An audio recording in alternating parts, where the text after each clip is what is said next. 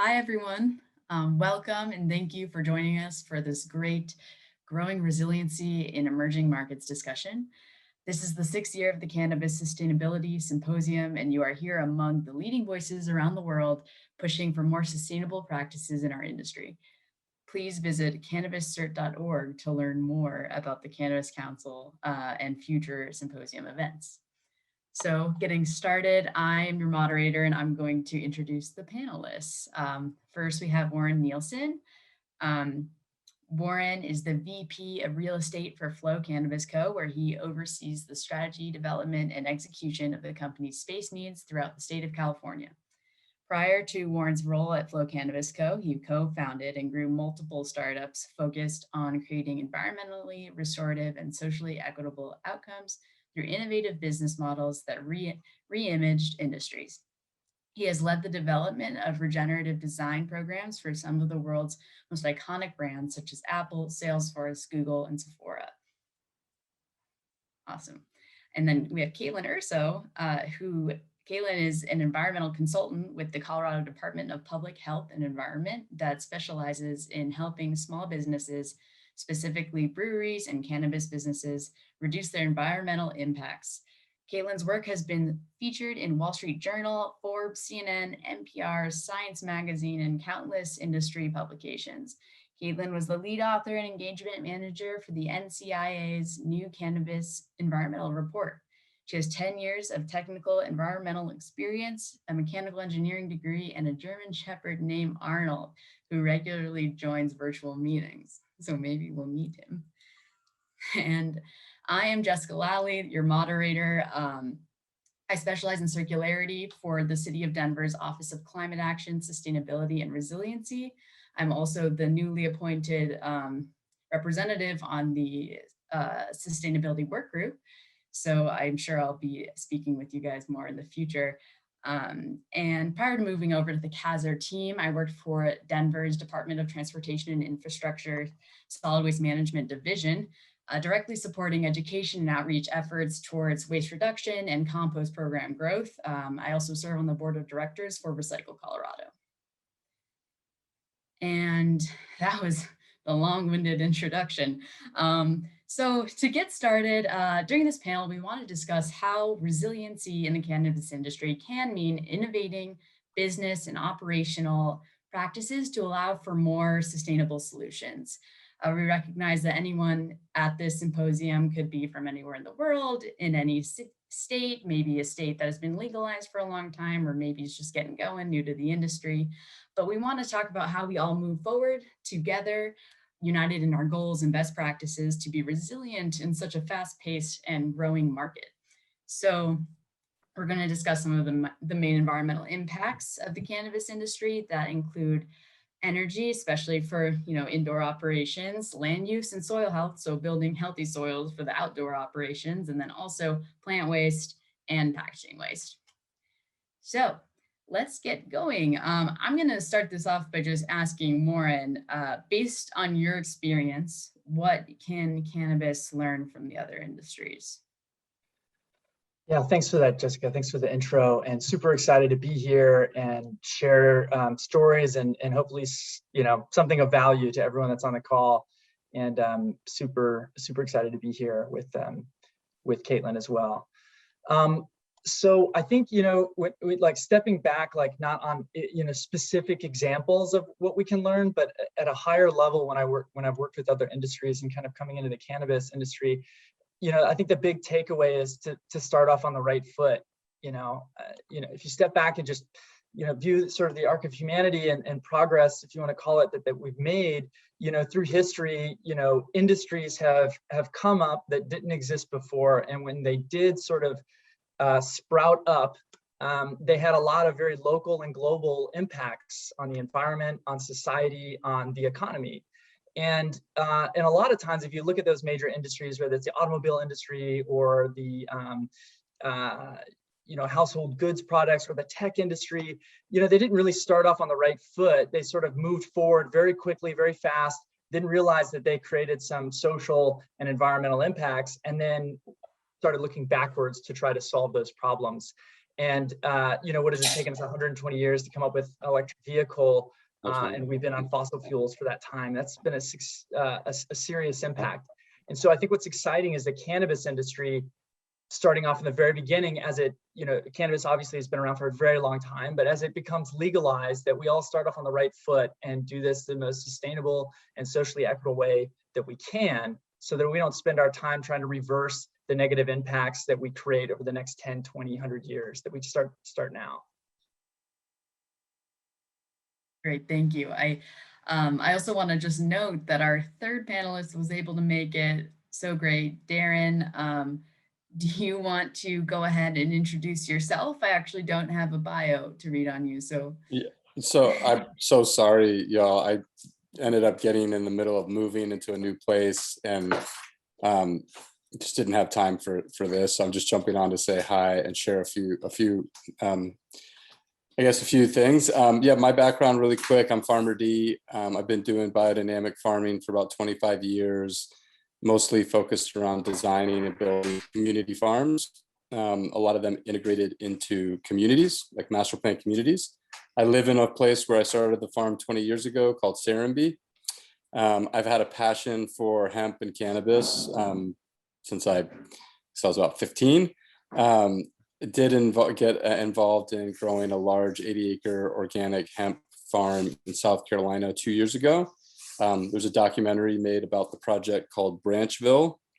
It's the town of Branchville, South Carolina. So I think what I would just share is, more of a biodynamic perspective, kind of a regenerative approach to growing cannabis as a crop, both in as part of a cropping system. And so looking at it more holistically, part of a biodynamic farm ecosystem, and thinking about it as a rotational crop in a broader farm business model that also includes community. I think that cannabis has a really exciting opportunity to be a crop that is integrated into a lot of diversified farms. In fact, yesterday I was in a meeting with the Rodale Institute here in Georgia, where they just launched a new campus, a research center for the South. And we were talking about how cannabis could play a really important role in helping to revitalize agriculture in this region, and clearly all over the country. Well, welcome to the conversation. I'm Thank excited you. to have a full house here. No, don't worry about it. So we really just got going. Warren just gave an awesome answer on how the cannabis industry should get the industry started off on the right foot as far as sustainability goes, and as far as his experience goes. And I was going to ask Caitlin actually the same question, and was hoping she could talk a little bit about maybe the parallels between the brewery industry and the cannabis industry, and some advice that you have. Yeah, so prior to working on the cannabis industry as my primary industry of focus, I worked a lot with the craft brewing industry. And there's a lot of similar parallels as far as environmental issue goes. Both use a lot of energy for the process. And brewing, it's mostly energy for heating and cooling of the brew, versus in marijuana, it's primarily tied to the agricultural process of indoor cultivation. Here in Colorado, we primarily have indoor warehouse cultivation. So there's a lot of energy that goes into the lighting and the HVAC systems. Similar to brewing, we use a lot of water. We generate agricultural waste, we generate packaging waste. And so there's a lot of similarities as far as impacts go. And I think, the cannabis industry could learn some really great lessons from the brewing industry. I think most apparent is the power in data sharing, and not only data collection, data sharing, but sharing how much energy does it take to grow your plants? How much water does it take? How much waste is generated? The craft brewing industry has a really great data sharing program through their national trade organization, where they all anonymously share their environmental data with the trade organization. And then the trade organization can put out annual reports that says, this is how much in general water it takes to brew beer. This is how much energy it takes. Here are the best management practices associated with the largest reductions in energy and waste and environmental impacts. And then also realizing there's a really great lesson learned to be learned from the brewing industry to the cannabis industry, and that environmental efficiency has economic value. It has economic indications for your cultivation. If you're primarily growing indoors, your largest expense for production is your energy. So anything you do to reduce your energy impacts is going to translate to profit margins for yourself. It's pretty much true of any environmental efficiency. Here in Colorado, we just legalized direct composting without, the 50-50 waste mixing. There was a question about it in the chat, which makes it more accessible for growers. It eliminates a production process for them and makes it a cheaper operational way to go about things. And then it has the environmental impacts of this waste going to compost versus landfill. Great. I mean, awesome segue. If you would like to keep talking about waste, that's certainly what I'm, Sure. biased towards. Yeah. So from the cannabis industry, you have two main sectors of waste, two primary waste streams. You've got your plant waste and your packaging waste. Plant waste, we have a little bit more control over because it doesn't walk out the door of our facilities. We have a control over how we manage it. So our organic waste streams, I mentioned a lot of states have this 50-50 waste mixing rule. So any marijuana waste leaving the facility has to be mixed with 50% non-marijuana waste and unrendered, unusable and unrecognizable. So mixing and grinding. So essentially we're doubling what goes to the landfill. Colorado recognized this was a problem, and as of January 1st of this year, made it possible for the low THC components of the plant, the stalks, the stems, the fan leaves, the root balls, to go directly towards composting without that mixing or grinding, saving you that step. Really great. Now, as far as the packaging waste goes, that's really driven by child-resistant packaging laws. We want youth protections for these types of products. We have to have youth protections for these products, but what it leads to is a lot of single-use, hard-to-recycle packaging. Here in Colorado, our infrastructure for recycling is single stream. So meaning we put all of our plastics in with our glass, with our paper, anything that we're going to recycle, I put it all in one bin and I put it out to the curb. Then it goes to the recycling facility and they sort through all of that to be able to actually recycle it. Well, cannabis packaging is so small, it's not easily sorted at the recycling facility, so it doesn't have a good recovery rate. So where does that leave us? We have to have packaging for child resistancy. And we can't easily recover it in recycling. So what Colorado did to address that issue is we legalized take-back programs. You can now bring your packaging material back to the store. And what the store can bulk collect it, and they can either then bulk recycle it, so it's already sorted, it's easier to go to a recycling facility, or now we can start to see packaging reuse models, which I'm really excited about, which is another lesson learned from the brewing industry. In the brewing industry, when you buy beer from the store, you can buy it in cans or in bottles. Those are pretty easily recycled. But if you want to go for a reuse model, breweries offer what growler programs. I've heard other people call them different things. I call them growlers. It's the giant glass bottle that you can bring back to the brewery and they'll refill it. And with those programs, it's actually a bottle exchange. You take your growler back, they put it in the back to sanitize it for reuse, and then they actually just refill a new one for you. We're hoping to see those types of programs take over in the cannabis industry as well, because it gives the advantage of price differentiation and consumer retention for the store as well. I mean, if somebody's buying a specifically branded container for your store and then you give them a discount every time they bring that container back to refill it, it really incentivizes that refilling. It maintains the child resistant packaging and it eliminates a lot of plastic waste. Awesome. I mean, I feel like Colorado's a little bit ahead of the game here. I don't know if Warren or Darren, you guys wanted to speak to maybe the challenges that you're facing, or where you're at with packaging and organic waste.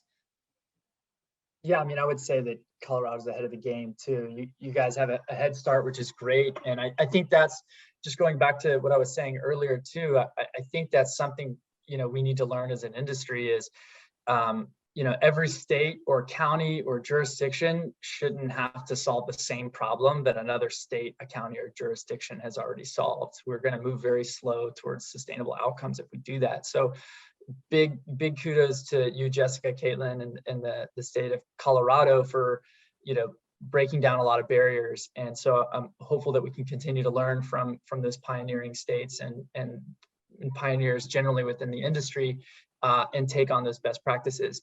The state of California is out ahead, but still, lagging in some areas, particularly in waste. And one of the challenges that we find a lot is trying to compost our supply chain, which would be the cannabis waste, particularly post manufacturing processes, which Caitlin and I have talked about, and you as well, Jessica.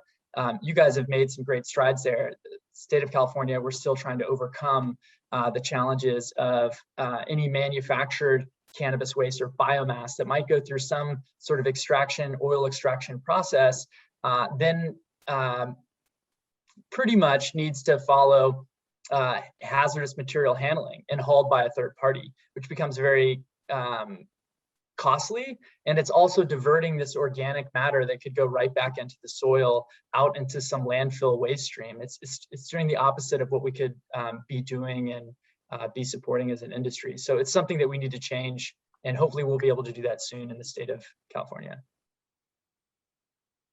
Yeah, I mean, talking about resiliency, the closed loop system is close to my heart, and I would like to see all these valuable materials just go back into that circle. So Agreed. Yeah, totally. Yeah, hopefully you're right.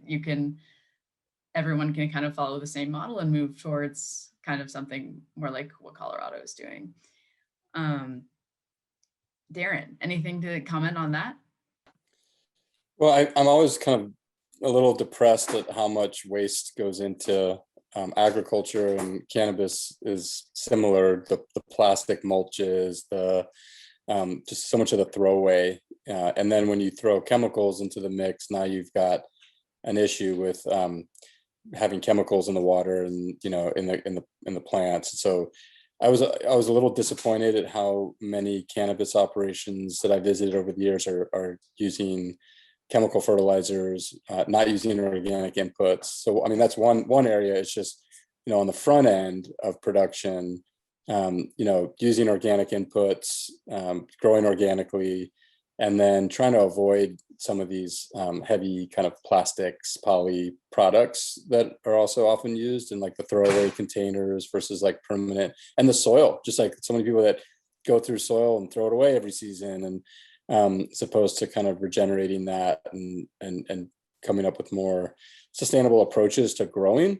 And then, I just agree with what was said. I come from a background of composting at commercial scale, and that's definitely a big issue of just like the biomass and bringing that back into the soil, coming up with innovative models for reusing some of that product in different industries, different products, upcycling it, or finding ways to convert it to biochar or compost, but ways to bring it back, close the loop on the nutrient cycle, and not have another thing that's going in the landfill. Or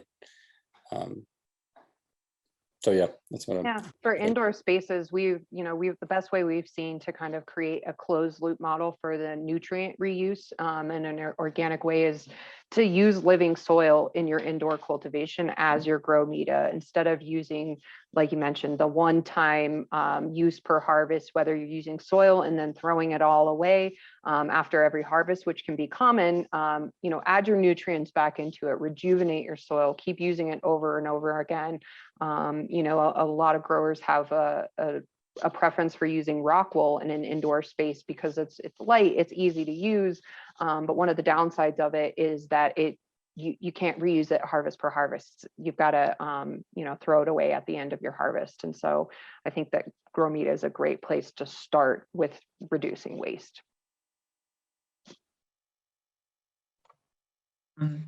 Yeah, sorry if I could jump in. I wanted to ask you, Darren, just a quick question here based on what you were saying. Like, I agree with you wholeheartedly about sort of some of the growing practices seen, and we're focused, and I'm a huge advocate for outdoor regenerative grown cannabis.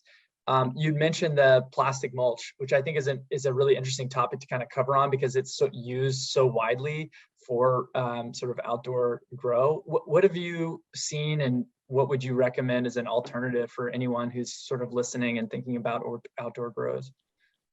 Yeah, and it's a tough one. There's not a lot of alternatives, and it is extremely effective if you're, trying to grow at scale.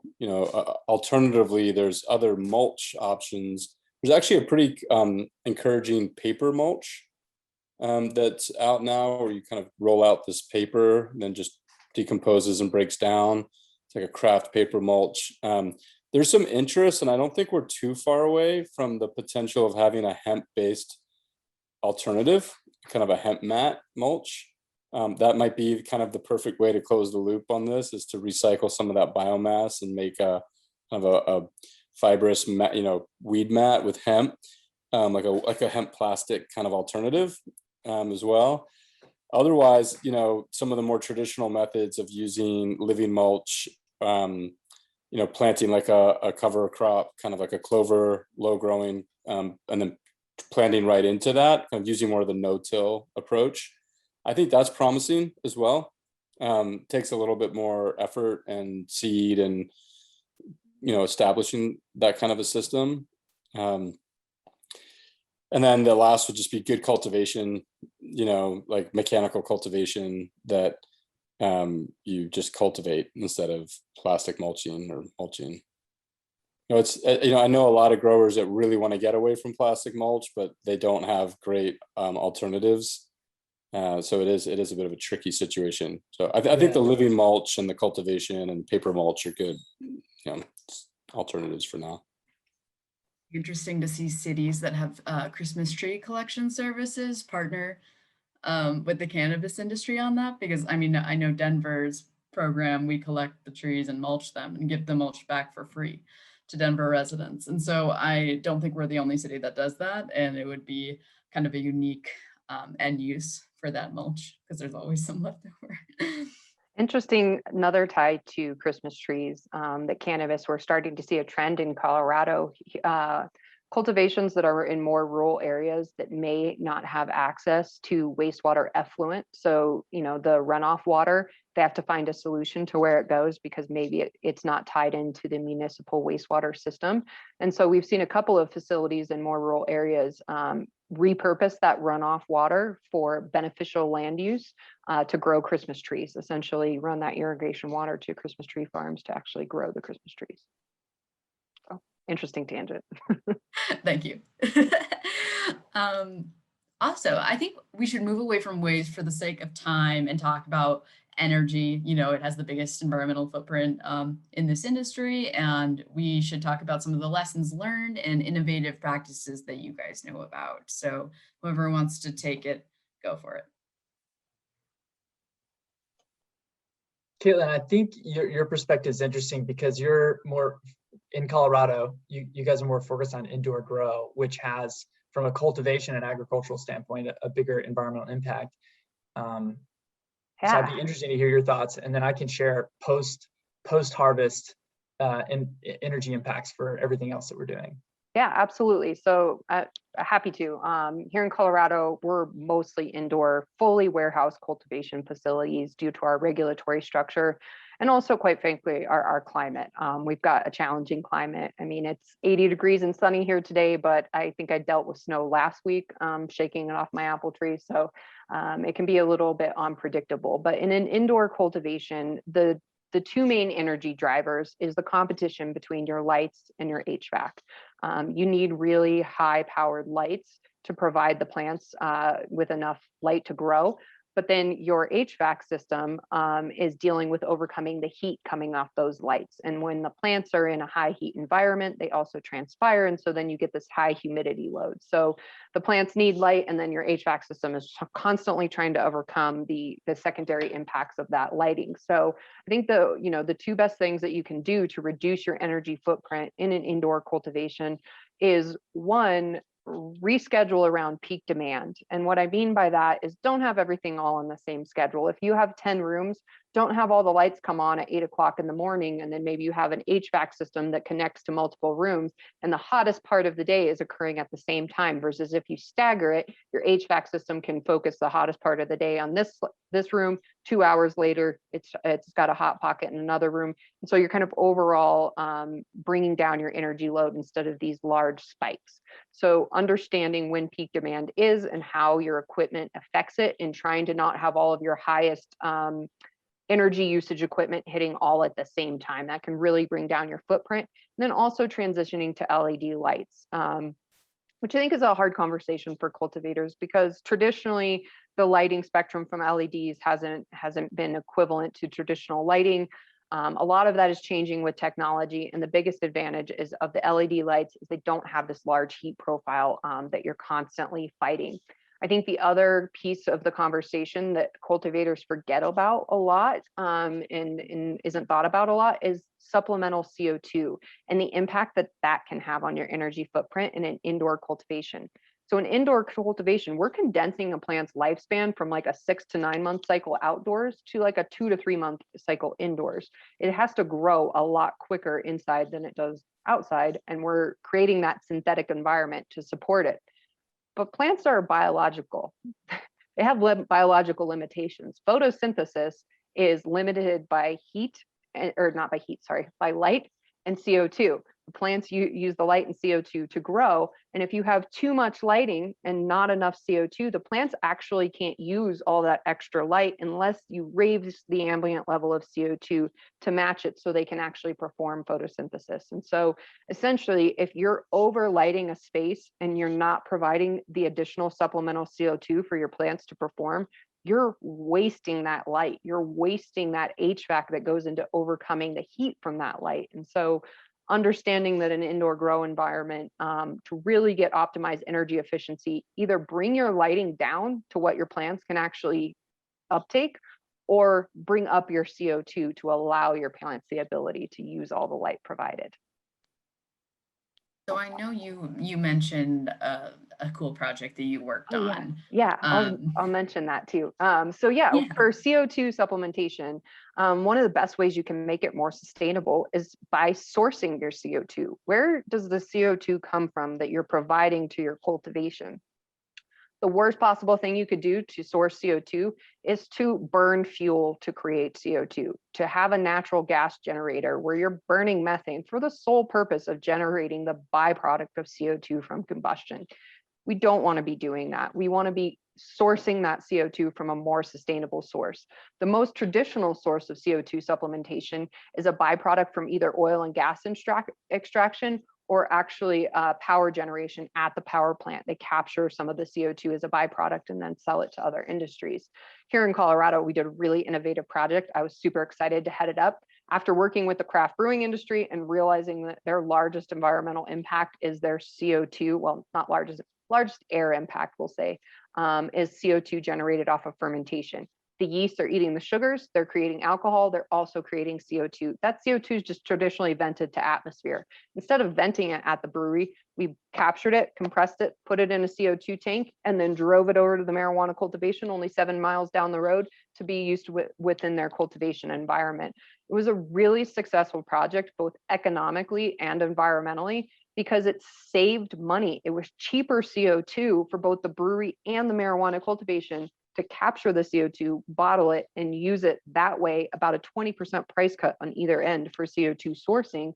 And it's more sustainable because we're getting it locally, and even the vehicle miles on the road traveled to get it from the brewery to the marijuana cultivation is much less than getting it from a power plant, maybe all the way down in Colorado Springs, and then it goes to 50 other businesses on the truck before it actually delivers to yours.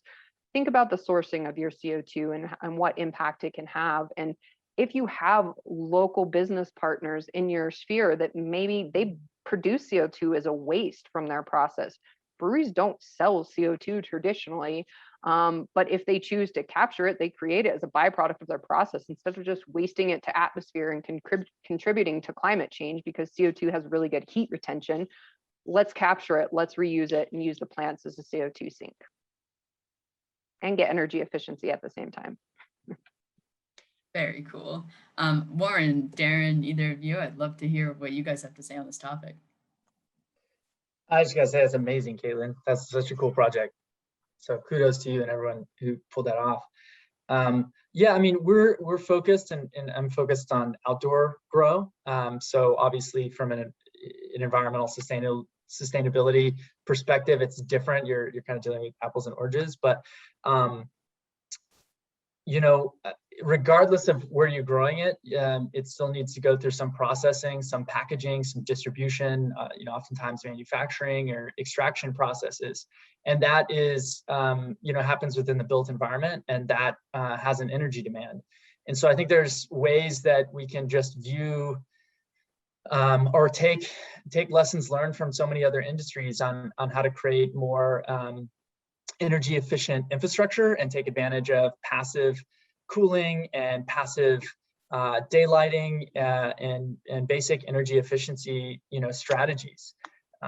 So it's really not, it doesn't really become much rocket science when you add, you know, what industries have been doing and the built environment has been doing for decades now, and take advantage of all the price drops that have happened, and whether it's solar, the cost of solar, or the cost of LED lights, or the cost of higher efficient HVAC, et cetera, and these basic passive design strategies. I think also for an outdoor cultivation, it's, you know, it's outdoor grow, which is great and doesn't need the, you know, a building and to, you know, be using all of these, the embodied carbon of the actual structure itself, to the energy from a mechanical and a lighting perspective or ventilation. But, you know, it doesn't mean it's sort of like, obviously, you know, sustainable. I think a lot of times, you know, because you're dealing with off-grid systems and people are growing further out, in some instances, people have to use generators, and they don't account for, you know, running a large generator and the emissions that are associated with that. So there's other ways to kind of think about it if you're doing an outdoor grow and energy, and really trying to avoid, you know, diesel generators, and instead building yourself a microgrid with battery backup, solar to meet your needs, or even tying into the grid if that's possible. Fortunately, in the state of California, we have a pretty clean grid. So actually using the electricity within our grid is better than other states, fortunately for us. So it's not the worst case scenario, but it's better than diesel, though, you know, obviously going off grid and full solar would be the way to go. Yes. Yeah, on the note of energy pricing, I recently talked to some cultivations up in Seattle that were essentially saying, well, our energy grid here is so clean because they're primarily hydroelectric power, which also makes it so cheap. So they were essentially saying there's not large incentives to become more energy efficient in Seattle because they have sustainable power and it's cheap. And I just thought that was an interesting tidbit. Yeah, it is super interesting. And it actually brings up something that I was thinking about earlier too, is I think what's unfortunate for the cannabis industry right now, and why it's so important that actually continuing to fight for legalization and a lot of things that don't seem directly correlated to environmental sustainability actually are, right? So even the Safe Banking Act or a federal legalization, and a good example is, you know, the PACE financing program, which is this great national program that allows companies as well as individuals on a residential basis, you know, invest in or get financing, you know, without any direct cost to that consumer or that business, for solar and for energy efficiency, and to do all these incredible upgrades. And then that actually, the cost of that goes on to the property tax bill and can be paid, you know, amortized over 20, 30 years. And so it really incentivizes and removes some of the financial barriers for a lot of organizations and individuals to drive in and move forward with, you know, solar projects, energy efficiency projects, et cetera. But unfortunately, cannabis isn't, we're not allowed to get involved in the PACE program right now, which is so unfortunate, because it could really, you know, programs like this and incentives could really help drive the entire industry towards energy efficiency, using renewable energies, and also driving the financial bottom line. I want to run with something that Caitlin said earlier, is that a lesson learned from Colorado is that we maybe should have made it more accessible, or just allowed more room for outdoor cultivation. And so I think that we should talk about, Warren and Darren, you guys being the outdoor experts, talk about the environmental impacts of outdoor cultivation and how you guys are supporting building healthy soils. Yeah, well, I wonder if cannabis cultivation went indoors primarily because it was, hidden. And as a result, a lot of innovation happened, right, for indoor cultivation for cannabis, but across the indoor industry, indoor controlled environment ag world. But now that it's becoming more legalized, should it come outdoors, right? Is it time for it to kind of come out and enjoy the benefits of being an outdoor crop, which obviously you don't need the, as Warren mentioned, the embodied carbon and all the, I'm always a little disenchanted by indoor controlled environment ag just because it's so energy intensive and so capital intensive. And so when you can harvest the sun and use the soil and the rain, like, sure, there's more challenges that come with an outdoor environment that's not controlled, but it just feels like you grow better, better food, better crops in an outdoor environment with a lot less impacts, a lot less environmental impacts. That said, I mean, to your question, there are some, there are energy consumption that happens in outdoor farms, from tractor usage to irrigation, and but I do think that, growing outdoors and more of a regenerative, kind of, as I mentioned at the beginning, more of a part of a regenerative farming system that cannabis is integrated into that. It's a wonderful crop, whether that's for, for income, as a cash crop, as another revenue stream, or also as a way to restore soil. And, hemp especially has just got a lot of benefits as part of a crop rotation. So I think it's a really great opportunity to start to weave cannabis into kind of regenerative farming practices in an outdoor environment, and bring it kind of out from the shadows of like indoor, energy intensive kind of, you're trying to go against nature a bit when you're inside farming. So I definitely am more of a proponent of, light greenhouse, house type production and in-field production as a way to reduce the carbon footprint, but also increase the quality of what you're growing. Yeah, I just agree wholeheartedly with what Darren's saying. I mean, I'm just a big proponent of outdoor grow, but outdoor doesn't just give you the tick the box and you're good and you're sustainable. If we look at the big ag monoculture like behemoth that pretty much owns agriculture in North America, it's not sustainable at all. It's not even close, right? So when we move outdoors, to your point, Jessica, there's a way in which to do it. With what are the inputs that are going into the soil, pesticides, herbicides, and how do we move away from chemicals, and do all organic? And then there's, okay, the soil management outside of that. How are you managing the soil or tilling it vertically or horizontally? That typically the horizontal tilling will be more destructive to the soil. And then what are you actually adding to it? Are you building soil, or are you just trying to strip everything out of it that's of value and actually put it into the plant? I mean, when we think about cultivation outdoors, we're not really thinking about, and I say we, I'm talking about Flow Cannabis Co. When we're talking and having these conversations with our farmer network and with anything that we're doing, we're not really focused on growing the plant. We're focused on growing the soil. And what's the biology of the soil, and how healthy is the soil, and how can we sort of help that ecosystem along, build the appropriate nutrients in an organic and natural manner that will ultimately, the plant will thrive in a way that cannot be really replicated well at all in any other way outside of doing it in the natural outdoors. And I just wanted to point out, when you're doing it in the natural environment and you're focused on good health, healthy soil and soil health, you're actually helping combat the impacts of climate change, because you're increasing carbon sequestration. You're actually, pulling CO2 out of the air and putting it in the soil where it belongs, where it was originally displaced from with the Industrial Revolution. 100%. Yeah. And you bring up a really important point, Warren, which is there's a lot of the traditional ag industry that doesn't know how to grow cannabis, and they're going to want to get in the market.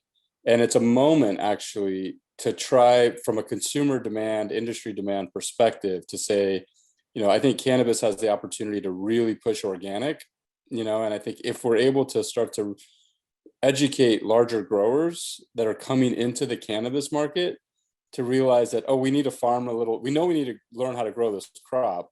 And if the market is saying you need to grow this crop organically, regeneratively, well, what do we need to do to get into that? And I'm working with a couple of really large growers that are traditionally sugarcane and, citrus, and they've never grown much organic at all, but they want to get into hemp, they want to get into cannabis, and they're very open, right? More than any, because they know how to grow all the stuff they've grown forever, and they have practices that they've been using that are really destructive.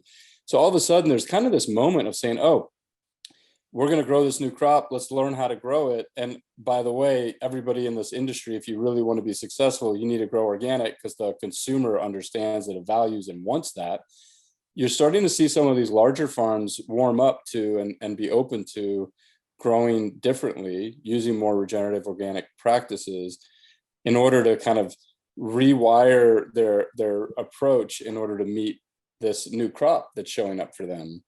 So I really hope that two big things happen. I hope that cannabis opens the door for a lot of small growers, and for the diversified kind of regenerative farms, especially minority owned, to get the first opportunities, and really for the consumer to kind of drive that market first. The big boys are going to get in, and they're going to want to do it. So the second hope is that the larger scale production that does come online is also forced by consumer demand to both be organic, but also to be kind of socially conscious and do things a little differently than they're used to doing it because the market's demanding it. And So Darren, would you agree that cannabis is a little bit more of a forgiving crop as far as methodology goes than traditional, other large big ag crops like sugar or almonds or something else like that? I mean, is it easier to grow organically? Not really. No. It's actually a pretty challenging crop to grow in a lot of ways. There's a lot of pressures, pest pressures and fertility. The one thing that's interesting, and this is true for most crops, but I think for cannabis, it's becoming more apparent for growers, is that the traditional just NPK, dump the nitrogen, that approach both doesn't grow a healthy crop and it destroys the soil. And that results in a lot of pests and diseases and issues that then you start to apply all this arsenal of chemicals on. So it's kind of this mentality shift of saying, well, if we focus on the soil, and actually cannabis doesn't want all this nitrogen. It doesn't actually, you actually want to focus more on the micronutrients and the soil health, but it's true for all crops. It's just that's just been the old way of doing it. But cannabis could be kind of opening a door, right, for them to, because they're open-minded. I think growers don't know much. And so now they're like, well, what are the best practices for growing a successful crop? And I think it's a way to kind of come in the back door a little bit and maybe realize, if this is what's really successful with cannabis, well, what if we applied these methodologies to corn or cotton or whatever?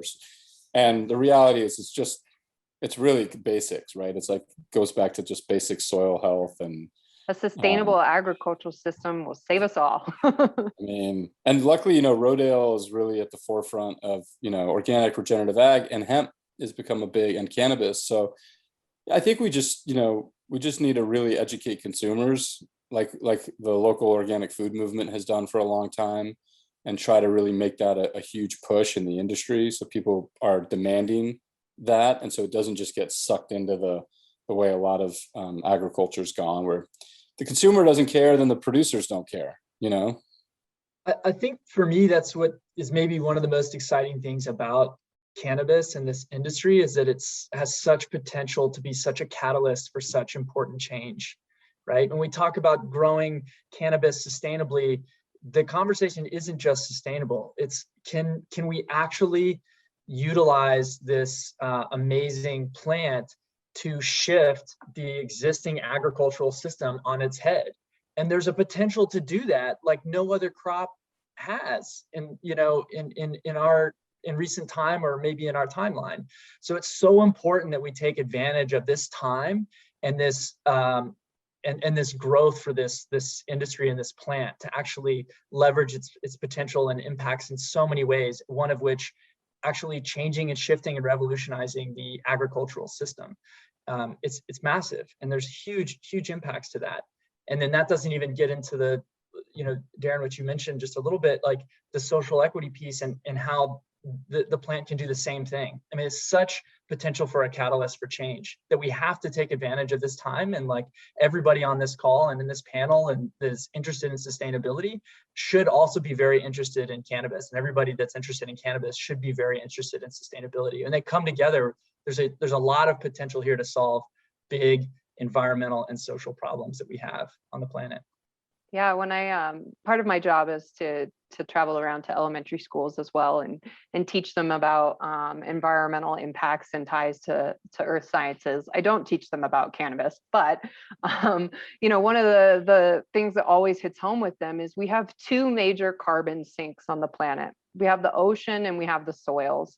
And we don't want it going into the ocean. So where do we need to put it? When we focus on the answer to, our climate change problem and greenhouse gas emissions, not only should we talk about reducing our outputs and, burning natural resources for our power generation. Yes, that's all part of the solution. But really, displacing it, the big drawdown of actually taking the current levels of CO2 out of the atmosphere and finding a place to put them, the answer to that is good soil health. And having cannabis lead that charge, I think is exciting. It's revolutionary. It is. It's big. That's sweet. And I mean, Darren, you suggested that maybe, cannabis was put inside because people wanted to hide it. And Caitlin has mentioned that also, oh, I just lost my train of thought.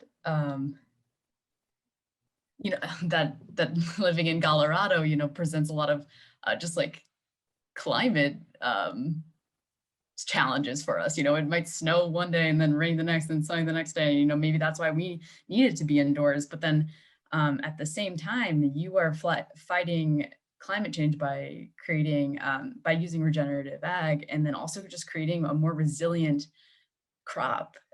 Your crop, is more resilient against climate change, by resisting drought and other things. So there was a good question in the chat that came up about, if we shift to a national legalized structure, is there any room for indoor cannabis once we have national legalization and the options to grow outside and to grow outside in the most optimal environments, just like any other crop? I mean, think about like the evolution of oranges and, where they grow, Florida and California, in the most optimal environments.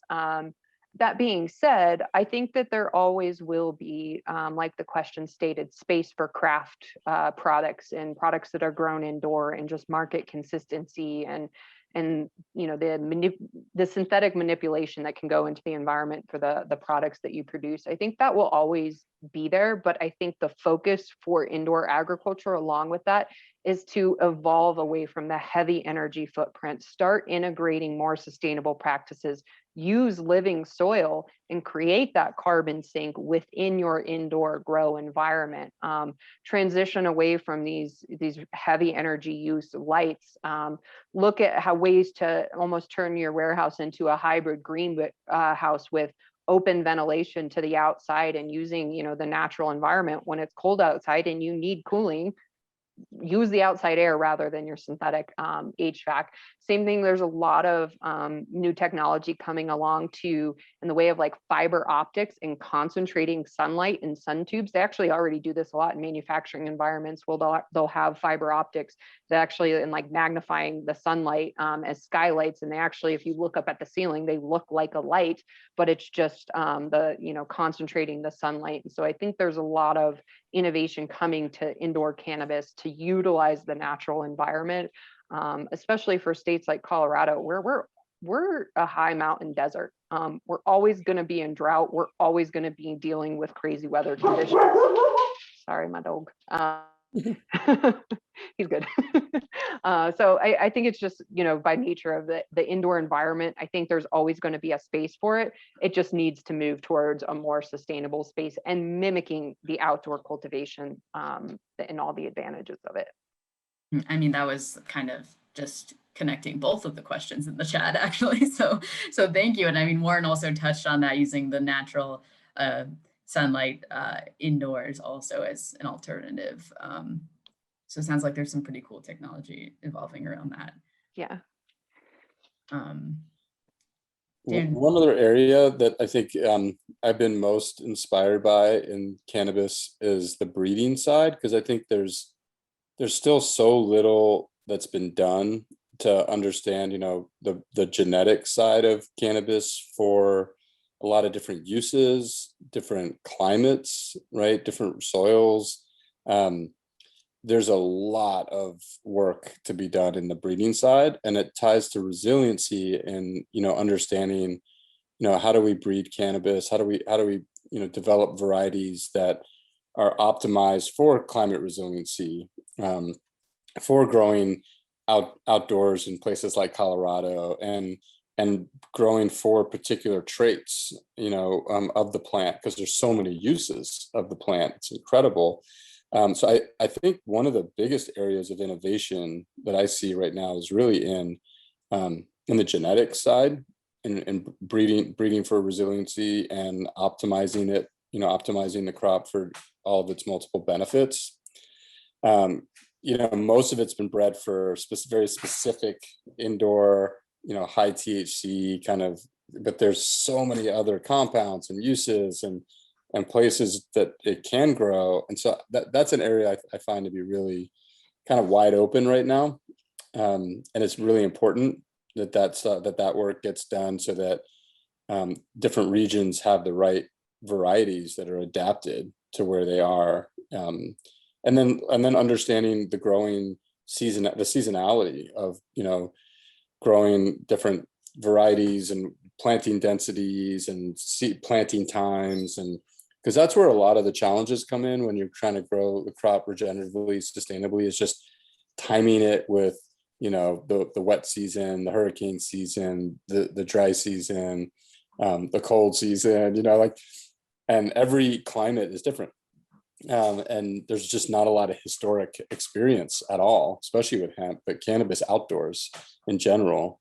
So there's a lot there that can help us kind of set ourselves up for the future to be more, for the crop to be more successful, and for farmers ultimately to have more success, knowing they have a lot of people failed, miserably in the last couple of years because, they just didn't know what they're doing, and the varieties weren't acclimated, and too much THC, and just all these issues, just because it's still so early in the development of the plant.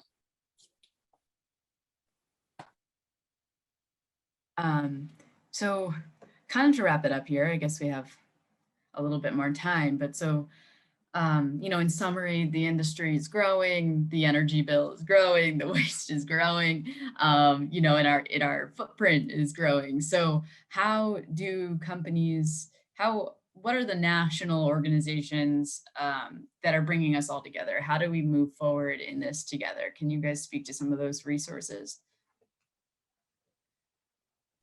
Sure. So there's a lot of really great resources coming out. The most recent that I can point people to that I think is the most holistic, kind of simplified version of what are the environmental impacts of cannabis? What are the best management practices that can be employed as a cultivator? What can I do about these environmental impacts? And then some policy conversations around policies as barriers and how policy can support a more sustainable environment.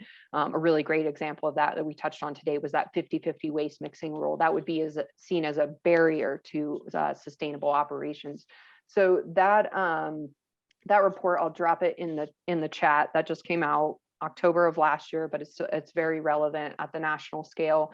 I helped develop that. And then at the local level here in Colorado, we are really blessed to have Denver County be so active. Thank you, Jessica, in cannabis sustainability, that we actually have a very active stakeholder group called the Cannabis Sustainability Work Group. And I will drop the chat in the chat their link. They put out guidance that's actually updated every year, separate guides on energy, air, water, waste. The new guide that's going to come out this year is cannabis and climate change. And so, you know, we're constantly trying to push the envelope on new information and new ways to provide to businesses to be sustainable. So, and that group is actually open to the public. Anyone can attend those meetings from anywhere in the country. So if you want to get more involved in even helping develop the guidance, or you want to have your voice heard, you're welcome to join in on those meetings. We'd love to have your voice. And then also, you know, just at the state level, Colorado is doing everything we can to provide as much guidance, outreach, education on environmental impacts and regulations. And here is that link in the chat for our CDPHE website. It's, you know, even down to understanding that manufacturers have to get air permits, but cultivators don't. I mean, there's a lot of nuance to the regulatory structure that currently exists out there. So the best advice I have is, we're also new in this. We all have lessons to be learned from each other. And if you hold sustainability as one of your core values, speak up, get involved, work with NCIA to make sustainability, you know, a moral foundation for the trade organization. Work with your local county if you're not here in Colorado to say, Denver has a cannabis sustainability work group and it was really successful. Can we do one here in California or in Oregon or New York or Michigan, wherever you're at? You know, just getting the right stakeholders together to talk and make this a priority and elevate your voices, I think, is a great starting point. Definitely. Thank you for all of those links, Caitlin. You're a library. Warren, how about you guys over in California? Any resources you'd like to share? Maybe like something along the lines of regenerative ag in the cannabis industry or whatever? Yeah, I mean, I would say that it's all still really growing and still kind of getting there. And, you know, coming from other industries and coming into this, I think just like a takeaway is, all the industries are kind of figuring themselves out right now and what they're going to speak on and how they're kind of sort through, so that we can come with more of like on a national and even global level, like singular voice around sustainability in cannabis. But the California Cannabis Industry Association, CCIA, you know, just started a sustainability committee that I'm on this year. So that's their first year to like launch that. So the fact that you know, like, you know, the whole state of California is coming and kind of that industry or association is kind of coming together to focus on that as a committee and drive the change, continued change within California is great. But I think all those resources that Caitlin sent are amazing. I'll post a link here to CCIA if anyone's interested. You and Darren, anything else you'd like to add as well? Yeah, I guess the one thing I'd add to that is just there's a lot of existing organizations that have been at the regenerative ag, organic farming, biodynamic work for a long time. And I think this is kind of an exciting opportunity for those organizations to reach a new audience in the cannabis kind of space and to be a resource there. That, you know, a lot of the research that Rodale's been doing, a lot of the advocacy and education that Organic Trade Association and places like EcoFarm, and there's all this, you know, amazing foundational work that's been done that is applicable to cannabis. So, you know, I'm excited to see a lot of those existing organizations, national and regional, being able to start to include this conversation within the broader framework of, you know, of local agriculture and regenerative farming. So to me, I think using those resources and building those relationships is going to be really important. And with that, I think one of the things that's kind of lacking a little bit, and that could benefit from merging kind of the cannabis world with more of the organic farming and regenerative ag world, is advocacy and policy. You know, I think there's just a lot more voices there. There's some movement, there's some positive movement around regenerative ag. And so, you know, cannabis can kind of jump on that bandwagon, you know, and hopefully kind of wave that banner as we talked about and be a leader in that. So yeah, I'd say there's just a lot of those existing kind of long-time organizations that have been at the sustainable ag kind of world that are there as resources. Yeah, I think there's a lot more mainstream accessible information coming about regenerative agriculture in general. So I'm really excited to see that. It dropped in the chat. Woody Harrelson, I think, narrated a recent documentary called Kiss the Ground that really just talks about explaining regenerative agricultural principles to people that are just totally not familiar with it. I mean, I think certainly, at least for my generation, it has always been the traditional norm that all of my produce comes from monocrop farms that are, large, feeders into local grocery stores, and what impacts that have. I think that's a great start. Yeah, I would also recommend that movie too. I think it makes a lot of scary points about the longevity of our food system. And I think it would be amazing if cannabis took a hard stance on that, and then therefore impacted our food system. That'd be pretty incredible. I gotta run. Thank you all. Thank you so much for joining us, Darren. Thanks, Darren. And that's kind of all of what I planned for today's discussion. Do you, either of you, Warren or Caitlin, have anything else you'd like to close on? I added another link too. There's a group called Project Drawdown, which is really just focused on how we, at a big picture, on a global level, draw down, carbon levels and get back to, a climate that we can all kind of thrive in.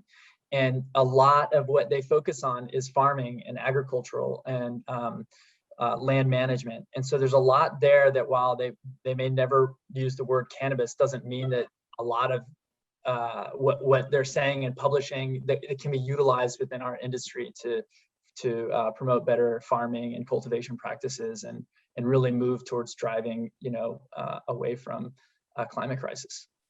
Yeah, I echo that sentiment, and I encourage anybody that's new coming into the cannabis industry, that's coming at it from a solely business profit margin perspective and an economic lens and financial sphere, that recognizing that environmental sustainability is a big part of that. And it may be a large blind spot for a lot of people new to cannabis, and thinking that I'm just going to, grow as much product as fast as I can and sell it at the highest price I can, and running down that path.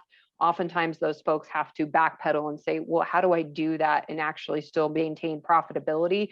It's through environmental resource management and regenerative practices, and that holistically bring your operational footprint down and make it an asset to your community rather than just a sink of resources.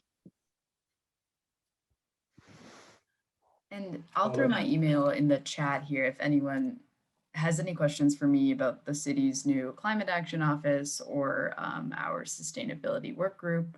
Feel free to reach out to me. Hi, Gagan, it's Reem. And it said that my video won't work because the host has stopped it, just FYI. It might be because we were just wrapping up the panel before.